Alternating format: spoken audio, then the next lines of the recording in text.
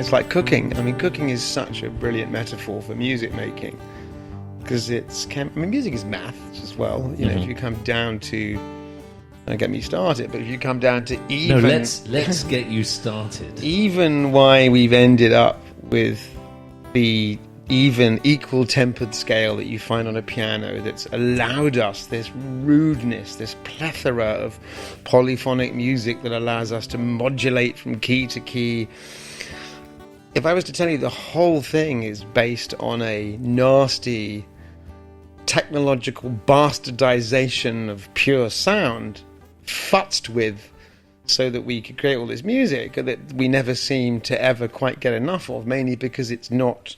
The intonation, the pitch ratios are not the same as those that you get in the harmonic series when you twang a single string. In other words, all of the scales and modes and keys that we use on our instruments have been devised directly from the overtone series of harmonics that you will hear within a sound or a complex sound. If I hit a piano string, so that string contains not only the sort of fundamental, the root note that you typically hear, but it also contains, getting lesser and lesser in volume, the octave above that and the fifth above that, and on up into the fourth and the third, then the thirds, and right up to infinity, this series of overtones. And it's by analyzing those that we discovered the idea of scales of music.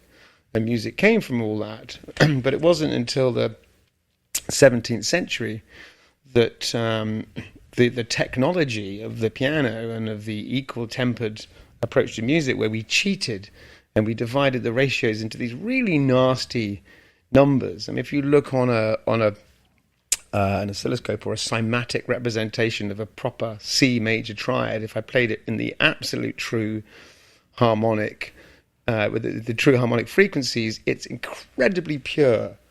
And if I play you the C... So the triad, the first, third, and the fifth? Yes. So I play a C major triad, so it's a C and a G.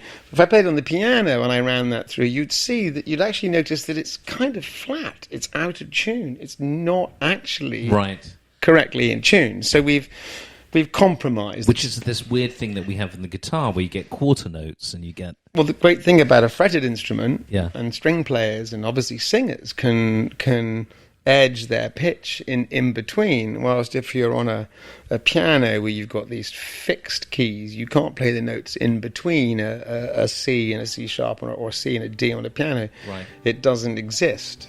Right. Existe pas. But there's ways to fudge it on the piano, isn't there? Well, yeah, there are ways of... I mean, you can create overtones between notes and you get all kinds of resonances. Yeah, so you can create all that. Listen, I mean, it's not to say that hasn't created an extraordinary...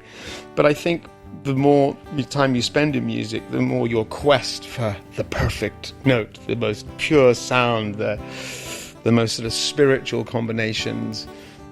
becomes something of interest, and you're less easily pleased by the kind of journeyman workaday stuff.